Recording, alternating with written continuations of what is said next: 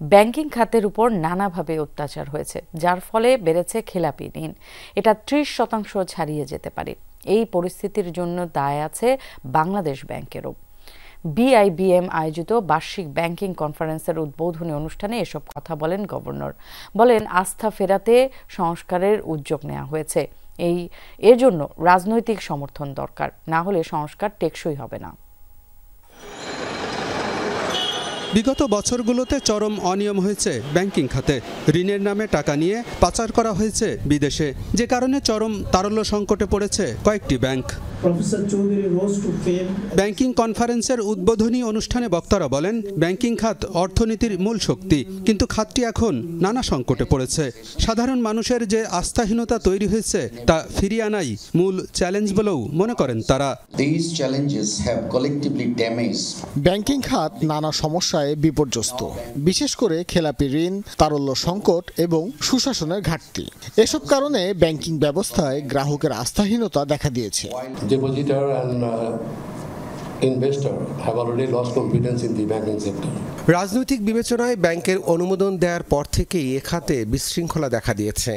আমানতকারীদের আস্থাহীনতায় কিছু ব্যাংকের টিকে থাকা নিয়েই প্রশ্ন উঠেছে। সংকট কাটাতে বাংলাদেশ ব্যাংকের আরও উদ্যোগ দরকার। অনুষ্ঠানে বাংলাদেশ ব্যাংকের গভর্নর বলেন, ব্যাংকিং খাতের স্বাস্থ্য ভালো নেই। ঋণ এবং মালিকানা কেন্দ্রীভূত হয়ে পড়াই সংকটের শুরু। এ খাত ধ্বংসে দায় আছে বাংলাদেশ ব্যাংকেরও। তবে উদ্যোগ নেওয়া হয়েছে এসব সমস্যা সমাধানের। ব্যাংকিং খাতে সংস্কারের টাস্ক ফোর্স গঠন করা হয়েছে। পরিবর্তন আনা হচ্ছে ব্যাংক কোম্পানি আইনেও, শক্তিশালী করা হচ্ছে তদারকি ব্যবস্থাও। সমস্যা সমাধানে কাজ করছে বাংলাদেশ ব্যাংক, তবে এজন্য সময় দরকার। গভর্নর বলেন, ব্যাংক পরিচালনা করবে পর্ষদ।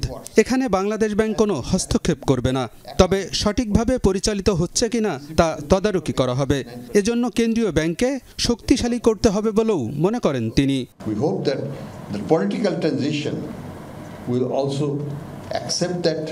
বাংলাদেশ ব্যাংকের স্বায়ত্তশাসন প্রতিষ্ঠায় উদ্যোগ নেওয়া হয়েছে। এজন্য কাজ করছে একটি কমিটি। তবে আর্থিক খাত সংস্কারে যেসব উদ্যোগ নেওয়া হয়েছে তা বাস্তবায়নে রাজনৈতিক সমর্থন দরকার। রাজনৈতিক সমর্থন ছাড়া কোনো সংস্কারই টেকসই হবে না। দুর্বল ইসলামী ব্যাংক একীভূতকরণ এবং শরিয়া ভিত্তিক ব্যাংকের জন্য আলাদা আইন প্রণয়ন নিয়েও কথা বলেন বাংলাদেশ ব্যাংকের governor. Bangladesh banking system much stronger. Alamgir Hossain, Jamuna news, Dhaka.